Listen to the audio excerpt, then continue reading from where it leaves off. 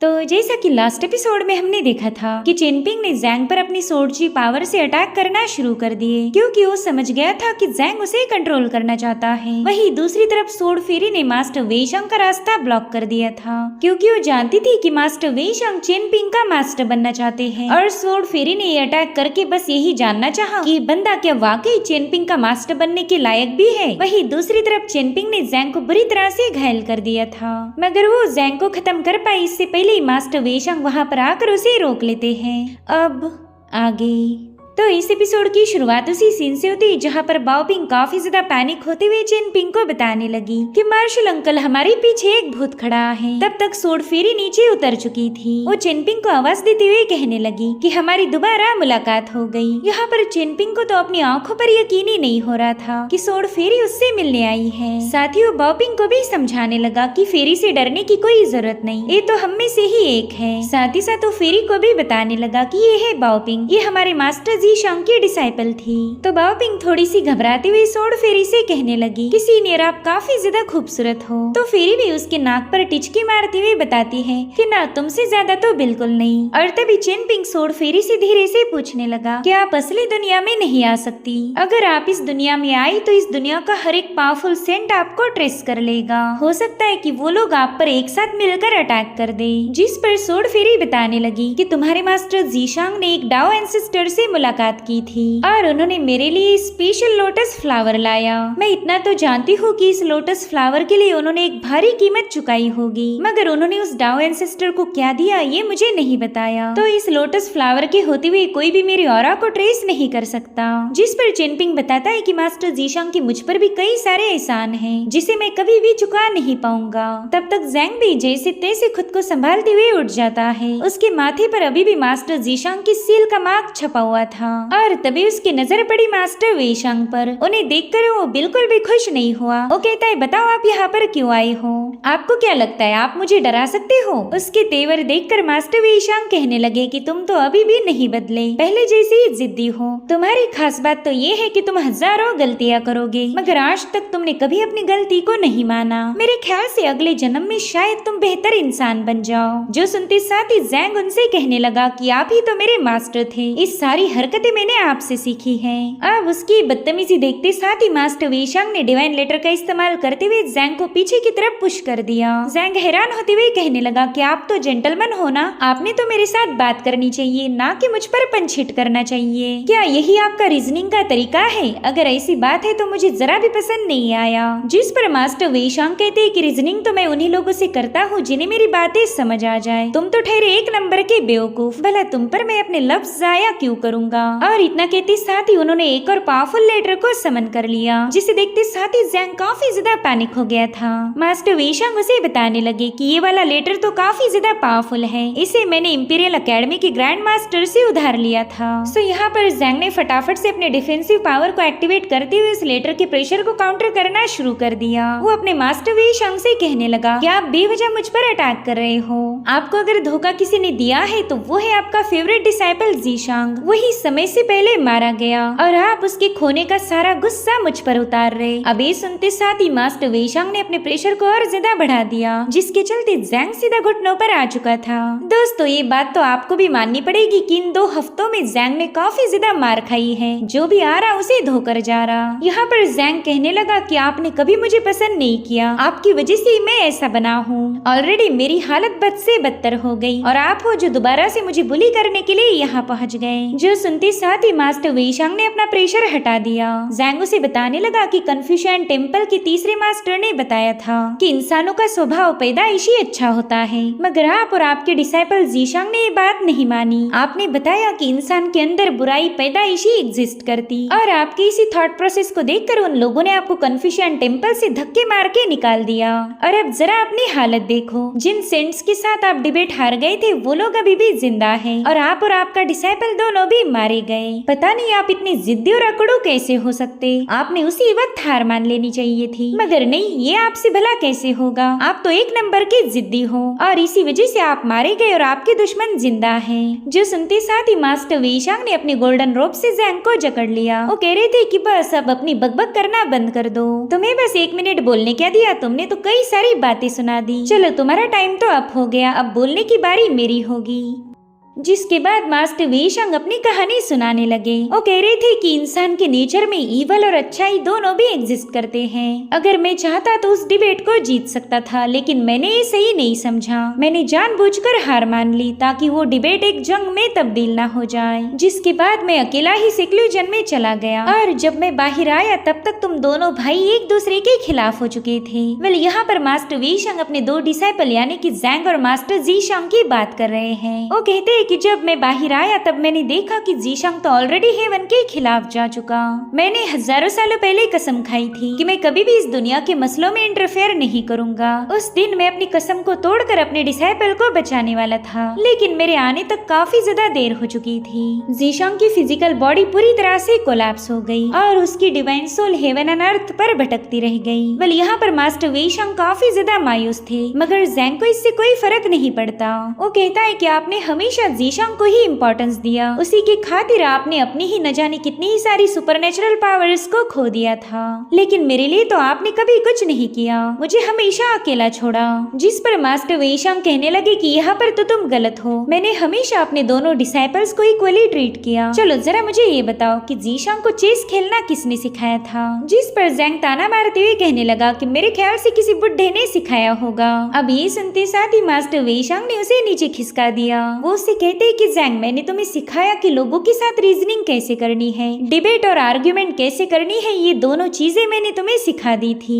चाहे तुम किसी के साथ भी डिबेट क्यों ना करो, तुमने हमेशा शांति से ही बात करनी चाहिए। लेकिन देखो तो तुमने इतने सालों में भी कुछ नहीं सीखा। मैं यहाँ पर तुमसे रीजनिंग की बातें कर रहा हूँ और तुम हो कि बेवजह का मुँह चला रहे। तो ज़ैंग उनसे कहता है कि हाँ ठीक है, मैंने ही ज़ीशांग को चेस खेलना सिखाया था। उसे तो शतरंज में कुछ भी नहीं आता था, तो मैंने ही सिखाया कि दाव कैसे खेला जाए, और फिर उसके शतरंज में तेज होने के बाद मैंने कई बार उसे हरा भी दिया। शतरंज में मुझे कोई भी हरा नहीं सकता। जिस पर मास्टर कहते अच्छा जी, चलो फिर ये बताओ कि तुम्हें शतरंज खेलना किसने सिखाया? मगर ज़ैंग इसका कोई जवाब नहीं देता। तो मास्टर वेईशांग कहते बच्चे, इस बुढ़े ने ही तुम्हें शतरंज सिखाया था। चलो अब मैं तुम्हें एक सीक्रेट बात बताता हूँ। दरअसल ज़ीशांग और मैंने न जाने कितने ही सारे शतरंज के दाव खेले और मुझे ये बात बताते हुए भी शर्म आ रही कि उस बच्चे ने मुझे हर बार हरा दिया। मगर जब भी उसने तुम्हारे साथ दाव खेला वो जानबूझकर हार जाता था। तो मैंने ज़ीशांग को इसकी वजह पूछी, जिस पर वो कह रहा था कि ज़ैंग को बिल्कुल भी पता नहीं लगना चाहिए कि मैं शतरंज में माहिर हूँ।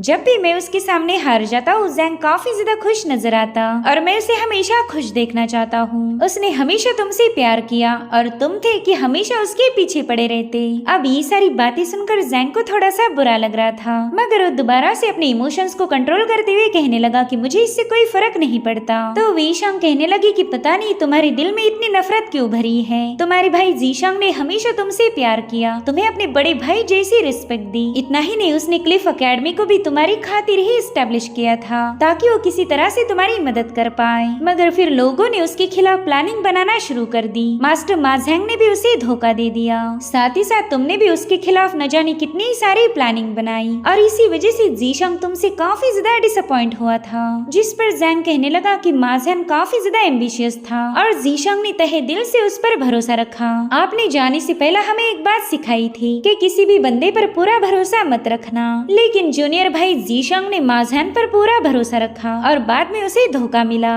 मगर मुझे कोई धोखा नहीं दे सकता क्योंकि ये काम तो मैं करता हूँ। वेल यहाँ पर सेंट वेईशांग इतना तो समझ गए थे कि इतनी सारी बातें बताने के बावजूद भी ज़ैंग पर कोई ज्यादा खास फर्क नहीं पड़ा और उतने में सोड फेरी मास्टर वेईशांग से कहने लगी कि मेरे ख्याल से अब आपकी सारी बातें खत्म हो चुकी हैं, तो क्यों ना हम अपनी अधूरी फाइट को पूरा करें। जिस पर सेंट वेईशांग हंसते हुए कहने लगे कि अब हम दोनों का मुकाबला होगा या नहीं इसका फैसला चेनपिंग करेगा। जो सुनते साथ ही सोड फेरी चेनपिंग से कहने लगी कि थोड़ी देर बाद हमें इस बुढ़े से फाइट करनी है, क्या तुम इसके लिए तैयार हो? जिस जिस पर चेनपिंग कहने लगा कि क्या वाकई फाइट करना इतना ज्यादा जरूरी है। तो वे शांग उससे कह रहे थे कि अगर पर्सनली मैं अपनी बात करूँ तो मुझे फाइट करना बिल्कुल भी अच्छा नहीं लगता। वो क्या है ना, लड़ाई झगड़ों से शांति का माहौल पूरी तरह से खराब हो जाता। और मैं अच्छे से जानता हूँ कि तुम भी मेरे जैसी ही सोच रखते हो। और उतने में सोड फेरी चेनपिंग को बताने लगी कि सेंट जीशांग की खातिर तुम्हें फाइट करना काफी ज्यादा इम्पोर्टेंट है। अब सेंट जीशांग का नाम सुनते साथ ही चेनपिंग इस मुकाबले के लिए तुरंत ही तैयार हो गया। तो सोड फेरी ने फटाफट से अपनी लोटस अम्ब्रेला को काफी ज्यादा एक्सपांड कर दिया ताकि कोई भी पावरफुल सेंट उसकी सोड एनर्जी को ट्रेस ना कर पाए। वहीं पर मास्टर वीशांग भी अपनी बास्केट से एक स्क्रोल बाहर निकालते हुए कहने लगे कि चेनपिंग का स्वभाव तो पूरी तरह से जीशांग जैसा है। मेरे ख्याल से इस मुकाबले के बाद हम दोनों काफी अच्छे दोस्त बन जाएंगे। और फिर उन्होंने तुरंत ही उस डिवाइन स्क्रॉल को वहाँ पर ओपन कर लिया। बाओपिंग तो इस ट्रेजर को देखते साथ ही काफी ज्यादा शॉक हो गई, मगर सबसे बड़ा झटका तो उसे तब लगा जब चेनपिंग वहाँ से गायब हो चुका है। तो तुरंत ही जैंग के पास जाकर घबराते हुए पूछने लगी कि बताओ मेरे मार्शल अंकल कहाँ चले गए, जल्दी बताओ वरना इस सील से मैं तुम्हारी धुलाई कर दूंगी। तो जैंग बड़े ही फनी अंदाज में उसके सामने लेट जाता है। वो कह रहा था मेरी माँ तुझे धुलाई करने की कोई जरूरत नहीं, तो सीधे आकर मुझे खत्म ही कर दे। वैसे भी यहाँ पर कोई मुझे जिंदा नहीं छोड़ना चाहता। जो सुनते साथ ही बाओपिंग ने सीधे जाकर उसके सिर पर अपने सिल से अटैक कर दिया। जैंग को तो इससे इतनी ज्यादा तकलीफ हुई कि क्या ही बताओ। वो कह रहा था कि तेरी जैसी चिल्लर बच्ची भी मुझे बुली कर रही है, भला ऐसी जिंदगी का क्या फायदा। और फिर जैंग ने अपने पाँव पटक पटक कर रोना शुरू कर दिया। दोस्तों इस बार जैंग कोई नौटंकी नहीं कर रहा बल्कि सच में ही रो रहा था, क्योंकि जो भी आ रहा उसे बजा के जा रहा। तो बाओपिंग उससे कहने लगी कि अगर तुम मुझे बता देते कि जूनियर अंकल कहाँ चले गए तो मैं कभी तुम पर अटैक नहीं करती। अब यूँ लड़कियों जैसे आंसू बहाना बंद कर दो। जिसके बाद वो काफी केयरफुली उस स्क्रॉल पर की गई पेंटिंग को चेक करने लगी। वो समझ गई थी कि शायद चेनपिंग इसी पेंटिंग में कैद होगा और अब हमें उस स्क्रॉल के अंदर की दुनिया दिखाई जाती है जो कि काफी ज्यादा खूबसूरत थी। सोड फेरी तुरंत ही उसे बताने लगी कि तुम्हें घबराने की कोई जरूरत नहीं, हम अभी भी बाओपिंग के ही पास हैं। तुम्हारे सामने जो दुनिया है वो दरअसल सेंट वीशांग की सी ऑफ कॉन्शियसनेस है। यहाँ पर चाहे कितनी ही तबाही क्यों ना मच जाए, इसका बाहर की दुनिया पर कोई असर नहीं होगा, इसीलिए हम दोनों को भी घबराने की कोई जरूरत नहीं। जिसके बाद ये दोनों भी एक फिश पर सवार होकर अपनी फाइट के लोकेशन की तरफ निकल पड़े। चेनपिंग तो इस दुनिया की खूबसूरती को देखकर ही काफी ज्यादा दंग रह गया। एक एंशिएंट सेंट की माइंड स्पेस में जाना अपने आप में ही एक बहुत बड़ी कामयाबी थी। और अब लोकेशन पर पहुँचते साथ ही सेंट वीशांग उसके सामने अपीयर हो गए। उन्होंने चेनपिंग से एक सवाल पूछा कि बताओ क्या तुम्हें पता है आज हम फाइट किस लिए करने वाले हैं। जिस पर चेनपिंग ने ना में जवाब दिया। तो सेंट वीशांग ने उसे एक राज की बात बताई। वो कहते हैं कि तुम्हें अच्छे से याद होगा कि सेंट जीशांग ने तुम्हें एक हेयर पिन गिफ्ट की थी। दरअसल उस हेयर पिन का तुम्हें देना कोई आम बात नहीं थी, बल्कि जीशांग ने मेरे बिहाफ में तुम्हें मेरा डिसाइपल एक्सेप्ट किया। उस वक्त मैं वहाँ पर मौजूद नहीं था, लेकिन जीशांग ने मेरे खातिर वो फैसला लिया। वो चाहता था कि तुम मेरे आखिरी डिसाइपल बनो। तुम्हारे साथ जो ये फेरी है उनके साथ भी मेरी फाइट हुई थी। हम दोनों भी तुम्हारे असली कैरेक्टर और पोटेंशियल को देखना चाहते हैं। हम जानना चाहते हैं कि तुम किस चीज से बने हो। उतने में सोड फेरी सामने आते हुए बताने लगी कि इस दुनिया में न जाने कितने ही सारे राइचियस लोग होंगे जिन्होंने आपकी कन्फ्यूशियन टीचिंग को फॉलो किया, लेकिन क्या वो इस दुनिया को बदल पाए। अगर ये दुनिया एक बेहतर प्लेस होती तो आज आपके डिसाइपल जीशांग भी जिंदा होते। जिस पर सेंट वीशांग बताने लगे कि हमारी कन्फ्यूशियन टेम्पल ने न जाने कितने ही साल मेहनत की, इस दुनिया को सच्चाई की पाथ पर चलने के लिए मोटिवेट किया, और इसी वजह से हमारी कन्फ्यूशियन टीचिंग का फाउंडेशन काफी ज्यादा सॉलिड है। तो तुम इस पर सवाल नहीं उठा सकती। अगर ये दुनिया फेल हुई तो इसमें मेरा कोई लेना देना नहीं था। जिस पर सोड फेरी वीशांग से कहने लगी कि आप बुड्ढे हो और इसीलिए इनोसेंट बनने का नाटक करते हो, लेकिन आपकी ये चालाकी यहाँ पर काम नहीं आने वाली। तो क्यों ना हम जिस चीज के लिए यहाँ आए थे उसे पूरा किया जाए। जो सुनते साथ ही सेंट वीशांग हंसते हुए कहने लगे कि क्या तुमने मुझे बुढ़ा बोला। अगर उम्र की बात की जाए तो मैं बस दिखने में बुढ़ा हूँ, लेकिन तुम तो मुझसे भी ज्यादा पुरानी हो। क्या तुम्हें वाकई ऐसा लगा था कि मुझे फाइट करना नहीं आता? देखो मैं फाइट में भी माहिर हूँ, बस बात इतनी है कि मेरी फिस्ट और किक्स तुम्हारे मुंह को बंद नहीं कर सकते। जिसके बाद सेंट वीशांग जोश में आते हुए हवा में फ्लाई करने लगे। वो कह रहे थे कि आज मैं तुम दोनों को हरा कर ये साबित कर दूंगा कि ये बुढ़ा कितना ज्यादा पावरफुल है। और फिर जैसे उन्होंने अपना पाव पटका, वहाँ की जमीन को चीरते हुए माउंटेन्स बाहर आने लगे। वो सोड फेरी से कहने लगे कि तुम्हारे जैसे सोड कल्टीवेटर्स हमेशा बड़ी बड़ी बातें फेंकते। उनका मानना है कि वो अपनी एक ही तलवार की धार से माउंटेन को भी चीर सकते हैं। इतना ही नहीं, तुम लोग तो ये भी दावा करते हो कि तुम अपनी तलवार की नोक से ये हेवन एंड अर्थ को भी मूव कर सकते हो। मुझे तो ये समझ नहीं आता कि शाइनिंग मारने के लिए तुम इतनी बड़ी बड़ी बातें क्यों फेंकते हो। तुम भी अच्छे से जानती हो कि एक सोर्ड कल्टीवेटर इतना पावरफुल हो ही नहीं सकता। तो आज मैं ऐसे ही एक माउंटेन का इस्तेमाल करके तुम दोनों को धूल चटाऊंगा। वेल, उस माउंटेन के अपीयर होते साथ ही वहाँ पर काफी स्ट्रॉन्ग एनर्जी फ्लो होने लगी। साथ ही साथ सेंट वेइशंग चेनपिंग को बताने लगे कि ये है माउंट सुई के माउंटेन्स, जिन्हें मैंने अपनी पेंटिंग में ड्रॉ किया था। इन्हें तो सेंट्रल अर्थ के 5 सेक्रेड पिक के नाम से भी जाना जाता। भले ही मेरे ये बनाए हुए माउंटेन असली नहीं है, मगर ताकत के मामले में एग्जैक्टली सुई माउंटेन की कॉपी है। ये इल्यूजन होकर भी किसी रियलिटी से कम नहीं होगा। इन माउंटेन्स को बीच में से चीर देना हेवन पर असेंड होने जितना ही मुश्किल है। तो बताओ, क्या तुम इस सुई माउंटेन को पियर्स कर सकते हो? अगर तुम कॉन्फिडेंट नहीं हो तो पीछे हट जाओ। हार मानने में भला कैसी शर्म, कोई तुम्हें ब्लेम नहीं करेगा। जिस पर सोर्ड फेरी कहने लगी कि आपने सेक्रेड माउंटेन्स को एक वेपन जैसा यूज किया है, तो अगर आप ऐसे खतरनाक वेपन का इस्तेमाल करके जीत भी गए तो फिर उस जीत में क्या ही मजा। आप भी अच्छे से जानते हो कि इन माउंटेन्स को पियर्स करना नेक्स्ट टू इम्पॉसिबल है, और फिर भी आपने चेनपिंग के सामने ये चैलेंज रखा। जिस पर वेइशंग कहते हैं कि तुम्हारी बातों से ही पता चल रहा कि सुई माउंटेन को देखते साथ ही तुम्हारी जीत की उम्मीदों पर पानी फिर गया। अगर तुम हार मानना चाहती हो तो कोई बात नहीं, मैं तो तुम्हारे मुँह से सरेंडर के लफ्ज सुनकर ही खुश हो जाऊंगा। मगर सोर्ड फेरी ने तुरंत ही अपने सोर्ड फॉर्मेशन को एक्टिवेट कर लिया। वो कह रही थी कि चलो बढ़ाओ, अब तैयार हो जाओ क्योंकि पहली स्ट्राइक मैं करूंगी।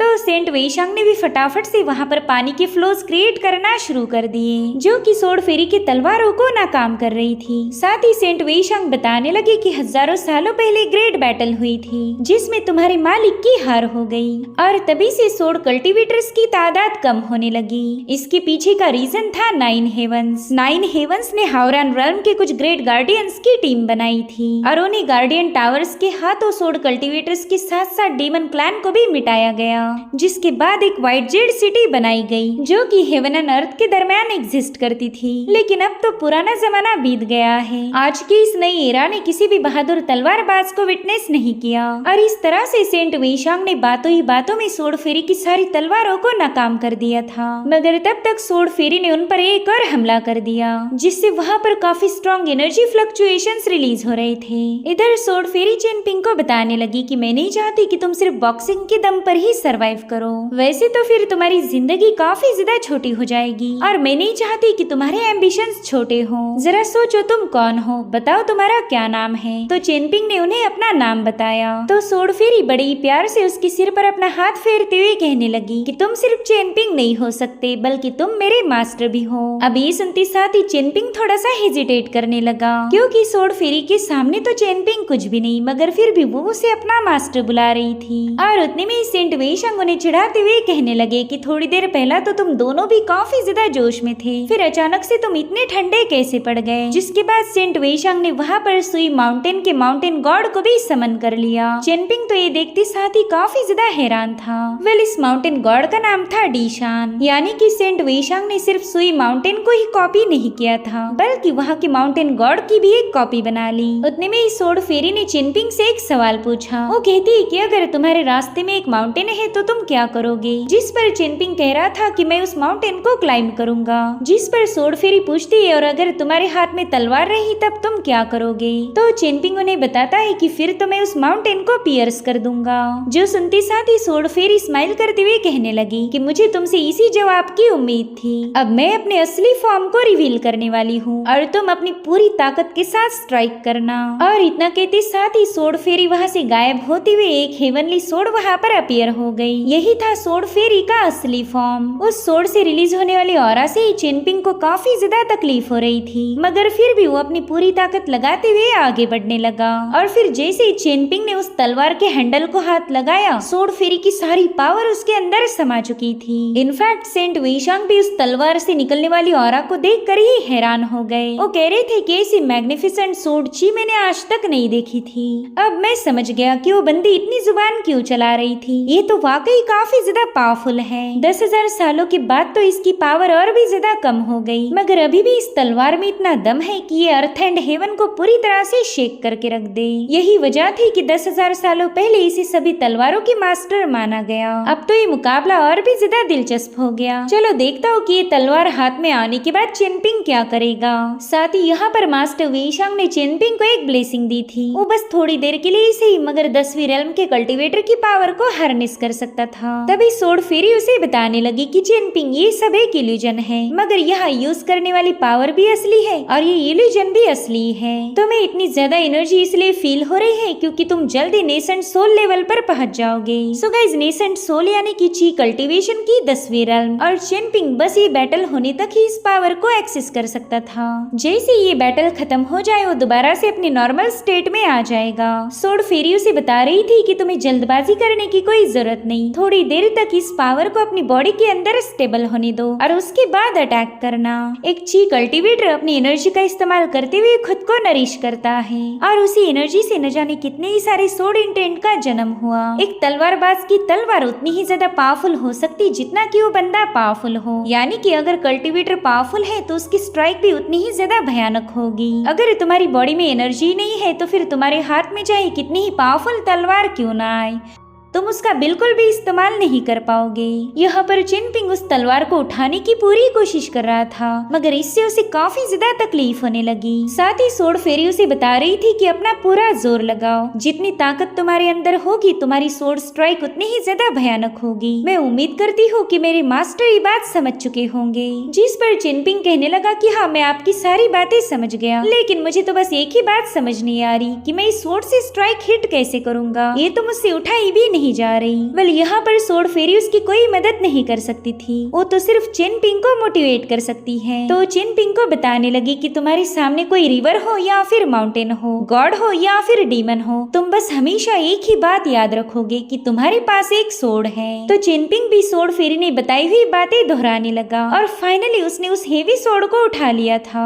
वहीं पर सेंट वेईशांग तो जोर जोर से हंसने लगे। वो कहते, बच्चे तुम्हारा फाइटिंग स्पिरिट तो काफी ज्यादा कमजोर है, देखो तो तुमने अभी तक मेरे माउंटेन को छुआ भी नहीं, और मुझे उम्मीद भी नहीं है कि तुम इसे छू पाओगे, क्योंकि एक एंशिएंट सोर्ड इमॉर्टल ने अपनी प्योर सोर्ड एनर्जी का इस्तेमाल करके इस पर इन लेटर्स को कार्व किया था। इन लेटर्स को तो कोई भी पावरफुल सोर्ड कल्टीवेटर क्लेम नहीं कर सकता।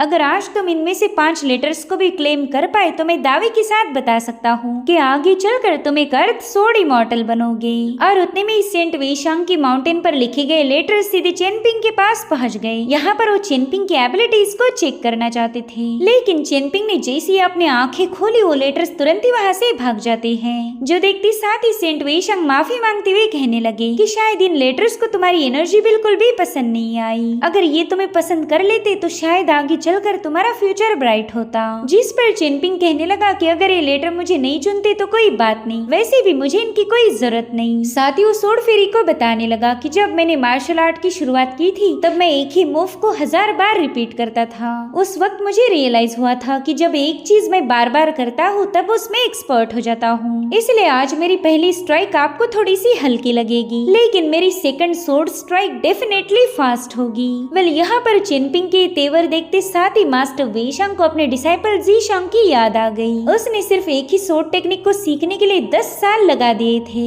जिसके बाद वो चेनपिंग से कहने लगे कि चलो चलो जल्दी से अटैक करो, वरना हमें तो दिन भर यहाँ पर रुकना पड़ेगा। सो यहाँ पर माउंटेन गॉड के साथ साथ सोर्ड फेरी और चेनपिंग भी हमले के लिए तैयार हो गए। माउंटेन गॉड तो बड़ी ही स्टाइल के साथ अपनी तलवार लेकर खड़ा था, मगर उतने में ही चेनपिंग की बॉडी से बहुत ही भयानक सोर्ड की पावर रिलीज होने लगी। यहाँ पर चेनपिंग जोश के साथ कह रहा था कि मेरे पास बस एक ही तलवार है और हम दोनों हमेशा साथ रहेंगे। और इतना कहते साथ ही चेनपिंग और सोर्ड फेरी सीधे उस बंदे की तरफ आगे बढ़ने लगे। दोस्तों, ट्रस्ट में ये सीन वाकई गजब का था। अब जैसे ही चेनपिंग डेटी के पास पहुंचा बच्चा सोड फेरी सीधे वहाँ की रिवर में गिर जाती है। उसका असली फॉर्म चेनपिंग के साथ है। चेनपिंग उस माउंटेन गॉड के सामने खड़ा था और उसकी एनर्जी से ही चेनपिंग की बॉडी पर हजारों कट्स पड़ने लगे, मगर वो पीछे नहीं हटता। उसने अपना पूरा जोर लगाकर अपनी सोड से उस पर हमला कर दिया। वो स्ट्राइक उस माउंटेन गॉड को पियर्स करते हुए सीधे वेईशांग की तरफ आगे बढ़ती है। इस भयानक स्लैश को देखकर तो एक सेकंड के लिए वो भी पैनिक हो जाते हैं और फिर चेनपिंग का ये वार सीधे जाकर माउंटेन सुई पर हिट हो गया, जिससे सोडची पावर का एक बहुत बड़ा धमाका होकर सेंट वेईशांग के स्क्रोल पर भी क्रैक्स पड़ गए। इनफैक्ट ये स्लैश असली दुनिया में भी पहुंच गया था, जहां पर हम ओरिजिनल माउंट सुई के माउंटेन गॉड को देख पाते हैं। उसने इस स्लैश को आता हुआ देख तुरंत ही अपनी तलवार उठा ली। चेनपिंग के स्लैश ने उसकी शील्ड को तो पियर्स कर दिया था, मगर माउंटेन गॉड ने जैसे तैसे इस स्ट्राइक को काउंटर कर लिया। वो गुस्से में पूछने लगा कि कौन है जिसने मुझ पर बेवजह अटैक किया? क्या तुम मेरे माउंट सुई को चैलेंज करना चाहते हो? इधर चेनपिंग पूरी तरह से एग्जॉस्ट होकर गिर जाता है। वो अपनी मदर को याद करते हुए कहने लगा कि मेरी एक इमॉर्टल लेडी से मुलाकात हुई। वो जब भी स्माइल करती है ना, तब मुझे उनके चेहरे पर आपकी झलक नजर आती।